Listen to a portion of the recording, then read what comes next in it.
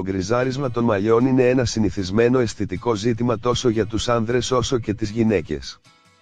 Συνήθως συνδέεται με τη γύρανση, επειδή η έκρηση μελανίνης από τους θύλακες των τριχών μειώνεται με την πάροδο του χρόνου.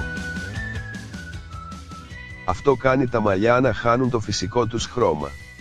Ωστόσο, σήμερα όλο και περισσότεροι άνθρωποι φαίνεται να επηρεάζονται με πρόωρο γκριζάρισμα των μαλλιών.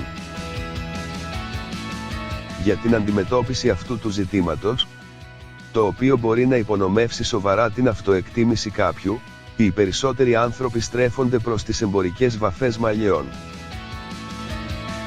Αλλά, αυτά τα προϊόντα, είναι συχνά γεμάτα με χημικές ουσίες που εθίζουν το τριχωτό της κεφαλής και μπορεί να οδηγήσουν ακόμη και σε απώλεια των μαλλιών, ειδικά αν χρησιμοποιούνται τακτικά.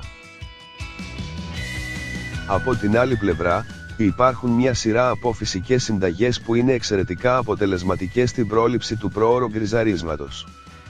Μία από τα αγαπημένες μας είναι η παρακάτω. Χυμός κρεμμυδιού. Οδηγίες: ξεκινήστε από το ξεφλούδισμα και την παρασκευή του χυμού από τα κρεμμύδια. Μπορείτε να χρησιμοποιήσετε επεξεργαστή τροφίμων, blender, τρίφτη ή αποχυμωτή. Εφαρμόστε το χυμό στο τριχωτό της κεφαλής, κάνοντας απαλά μασάζ. Αφήστε το να δράσει για τουλάχιστον 15 λεπτά ή περισσότερο, αν δεν βιάζεστε. Ξεπλύνετε και στη συνέχεια λούστε τα μαλλιά σας ως συνήθως.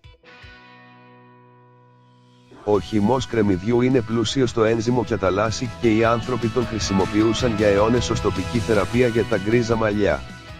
Οι βοτανολόγοι συμβουλεύουν τους ασθενείς τους να τρίβουν τα κρεμμύδια στο δέρμα της κεφαλής τους. Πρόσθετες συμβουλές. 1. Περισσότερες βιταμίνες. Η βιταμίνη Β12 είναι απαραίτητη για τη σωστή έκρηση μελανίνης, η χρωστική ουσία που δίνει στα μαλλιά το φυσικό τους χρώμα. Γ. Αυτό είναι σημαντικό να εμπλουτίσετε τη διατροφή σας με βιταμίνες του συμπλέγματος Β, καθώς και βιταμίνη Α. Αυτό θα τονώσει το θυλάκιο της τρίχας για να παράγει περισσότερη μελανίνη. Οι καλύτερες διατροφικές πηγές βιταμινών Β και Α είναι τα πράσινα φυλλώδη λαχανικά και τα φρούτα. Καλές πηγές βιταμινών Β είναι επίσης η μπανάνα, το κουνουπίδι, ντομάτα, το γιαούρτι και τα δημητριακά.